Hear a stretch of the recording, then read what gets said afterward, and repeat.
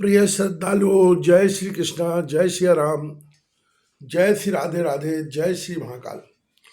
इस वीडियो में आपको श्रवण कराएंगे मणि नामक द्वीप का वर्णन।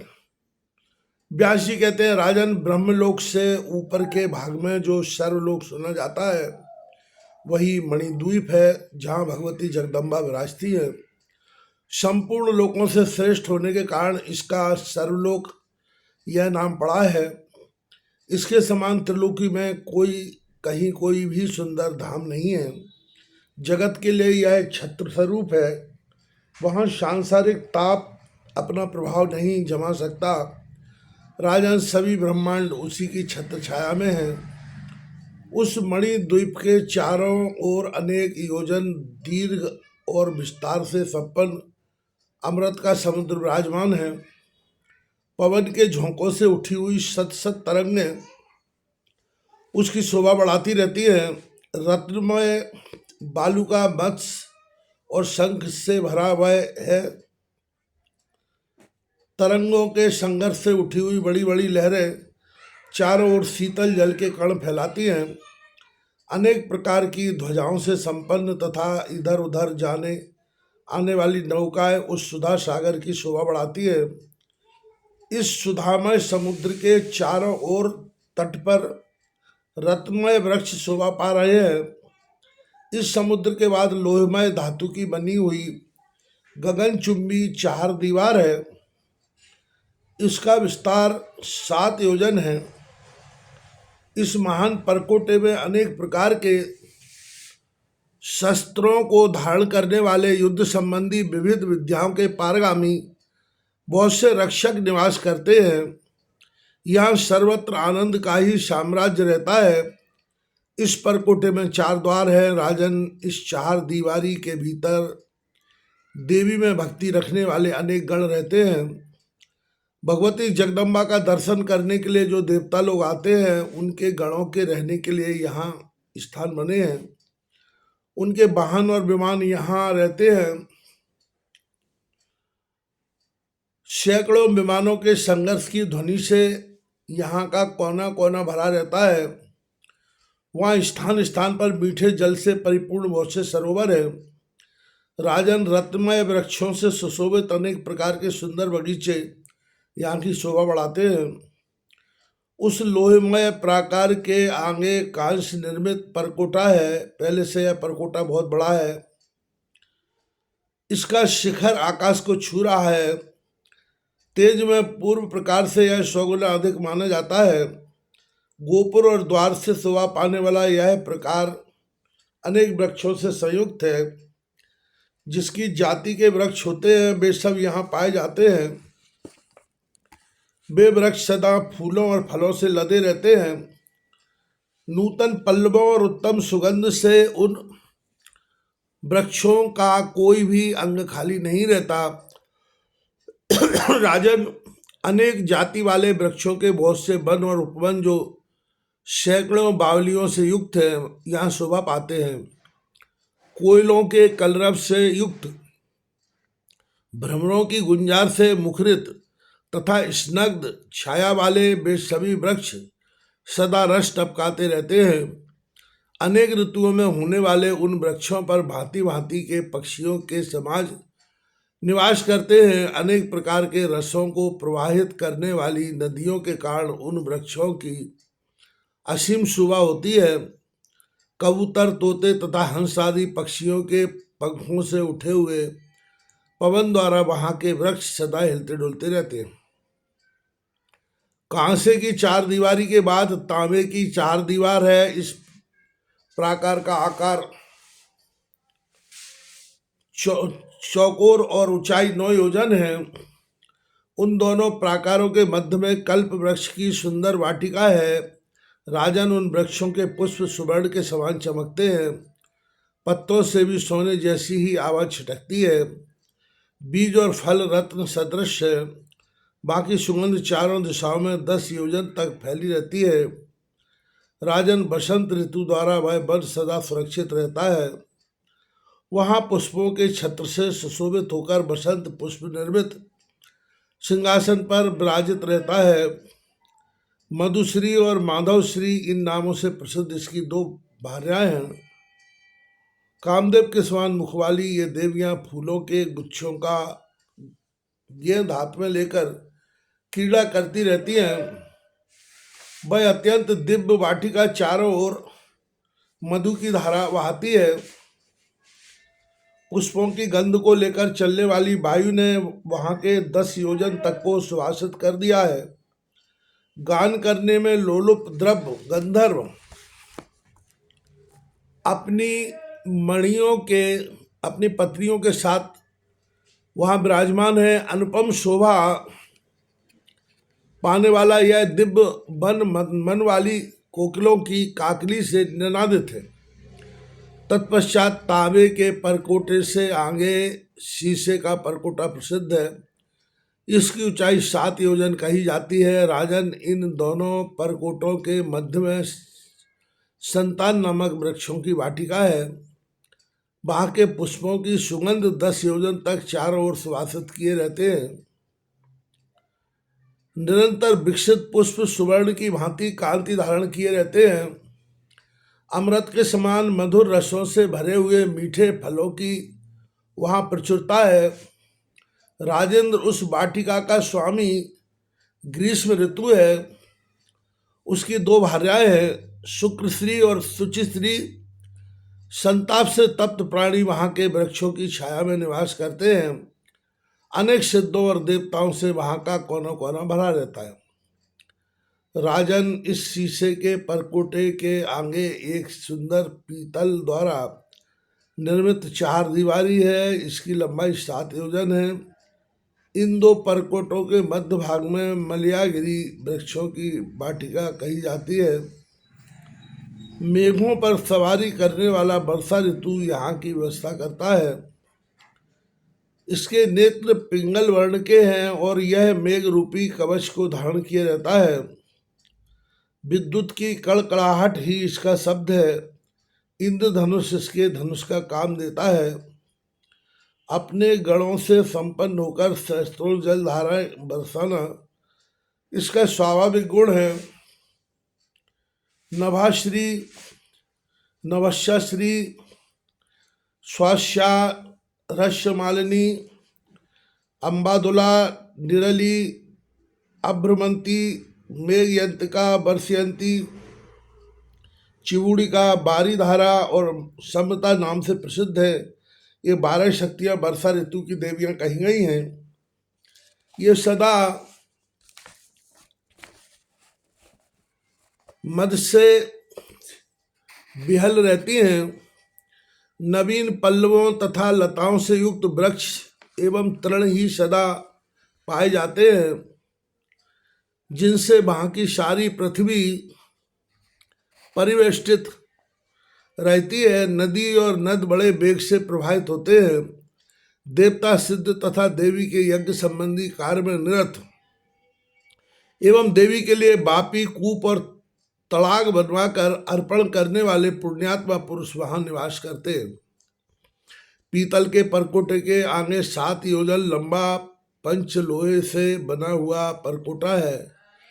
इसके बीच में मंदार नामक दिव्य वृक्षों की वाटिका है। भांति भांति के पुष्पों और लताओं से परिव्याप्त यह वाटिका विविध पल्लवों से युक्त अनुपम शोभा पाती है।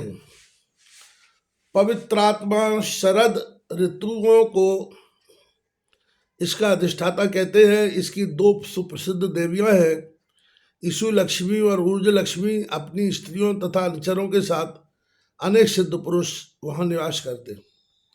इस लोहात्मक छठे परकोटे के आगे 7वां चांदी का परकोटा है। इसकी भी लंबाई 7 योजन है। विशाल शिखर इस परकोटे को की शोभा बढ़ाते हैं। इसके मध्य भाग में पुष्पों और गुच्छों से संपन्न सुंदर पारिजात का बगीचा है। चारों ओर 10 योजन तक सुगंध फैलाने वाले वे पुष्प देवी यज्ञ में निरत समस्त गणों को परम प्रसन्न करते हैं। महान उज्जवल हेमंत ऋतु इस परकोटे का स्वामी है। राजन यह हाथ में आयुध लिए रहता है और गण सदा साथ रहते हैं। रानियों को रंजित करना इसका स्वाभाविक गुण है। इस हेमंत ऋतु के सहस्री और सहस्राश्री नाम से प्रसिद्ध हो, जो पत्नियां शक्तियां हैं, भगवती के कृच्छ आदि व्रत की उपासना करने वाले सिद्ध पुरुष वहां रहते हैं। इस चांदी के परकोटे के बाद सतत सुवर्ण से निर्मित 8वां स्वर्णशील कहा गया है। इसकी लंबाई 7 योजन है। इसके बीच में कदम की सुंदर वाटिका है। पुष्प और पल्लव से सुशोभित किए हैं। शिशिर ऋतु के आदरणीय देव वहाँ के कार्य की व्यवस्था करते हैं। तपश्री और तपस्या श्री इन प्रतिष्ठित 2 भार्याओं के साथ रहकर शिशिर ऋतु की आकृति धारण करने वाले ये देवता प्रसन्नता पूर्वक वहाँ निवास करते हैं।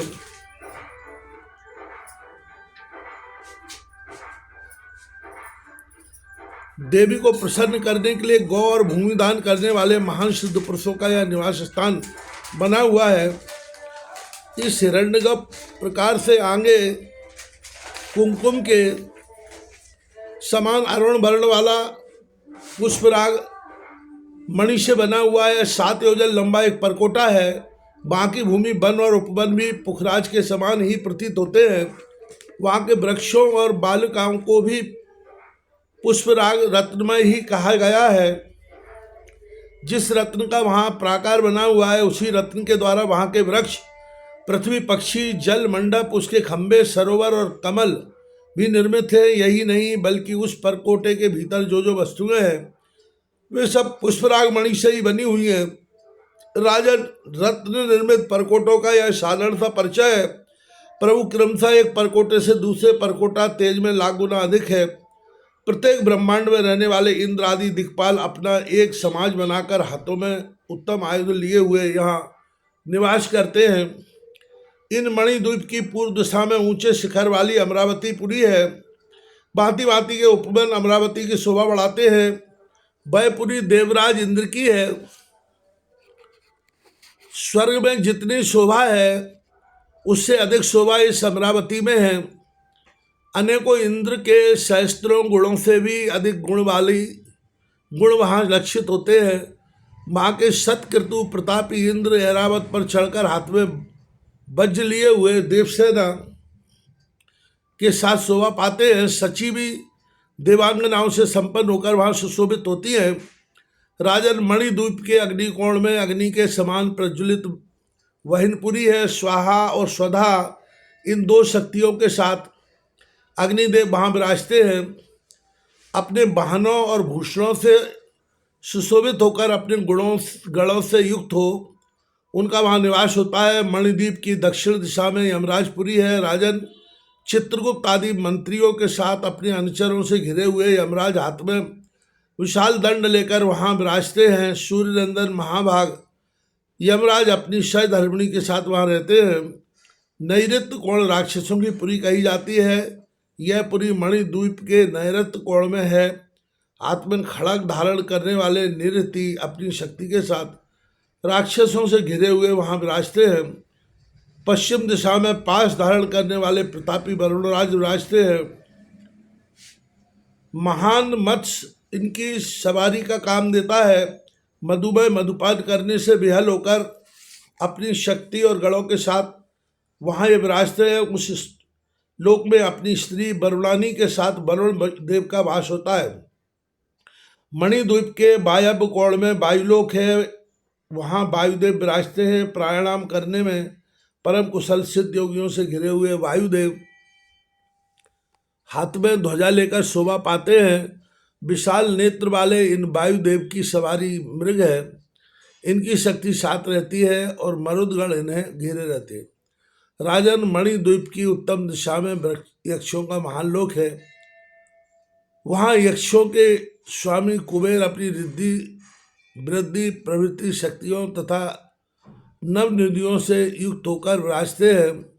मणिभद्र, पूर्णभद्र, मणिमान, मणिकंधर, मणिभूषण, मणिमाली और मणिधनुर्धर आदि नामों से प्रसिद्ध यक्ष सेनाओं को साथ लिए हुए महाभाग कुबेर वहां विराजते हैं। मणिद्वीप के ईशान कोण में महान इंद्रलोक, रुद्रलोक कहा गया है। अमूल्य रत्नों से चित्रित इस लोक में प्रधान देवता रुद्र निवास करते हैं। इनका क्रोधमय विग्रह प्रज्वलित नेत्रों से संपन्न है। ये पीठ पर महान तरकस बांधे हुए हैं। तना हुआ धनुष इनके बाएं हाथ में शोभा पाता है। अपने जैसे ही असंख्य रुद्र हाथ में त्रिशूल और शीर्ष धनुष लेकर इनका सहयोग कर रहे हैं। उन सहयोगी रुद्रों का मुख बड़ा ही विकराल और विकृत है। वे मुख से आगे उगलते रहते हैं। कितनों के 10 हाथ हैं और कितने 100 हाथों और कितने 1000 हाथों से संपन्न है। बहुत से उग्र मूर्ति धारण करने वाले रुद्र 10 पैरों, 10 गर्दनों और 3 नेत्रों से शोभा पाते हैं। जो अंतरिक्ष लोक में और भूलोक में विचरण करने वाले रुद्र प्रसिद्ध हैं तथा रुद्राध्याय में जिनका वर्णन आता है, उन सभी रुद्रों से घिरे हुए भगवान शंकर उस लोक में विराजते हैं। करोड़ों रुद्राणियाँ और भद्रकाली आदि मातृका गण इनके साथ रहती हैं। ये विविध शक्तियों से संपन्न होकर डामरी आदि गणों से घिरे रहते हैं। राजन वीरभद्र आदि के साथ इनकी वहाँ विचित्र शोभा होती है। इनके गले में मुंडों की माला, हाथ में सर्प का वलय, कंधे पर सर्पमय यज्ञोपवीत, शरीर पर बाघंबर और उत्तरीय के स्थान पर गज चर्म शोभा पाता है। ये अपने संपूर्ण अंगों में चिता की राख लपेटे रहते हैं। प्रमथ आदि गण इनसे कभी अलग नहीं होते। इनके डमरू की ध्वनि से वहाँ की दिशाएं बहरी हो जाती हैं। इनके 88 और स्फुट शब्दों ने आकाश में त्रास फैला रखा है। भूत के निवास भूत ये महान रुद्र भूत टोली की टोलियों से सदा घिरे रहते हैं। ईशान दिशा के स्वामी होने के कारण ही ये ईशान नाम से भी प्रसिद्ध है। सद्गुरु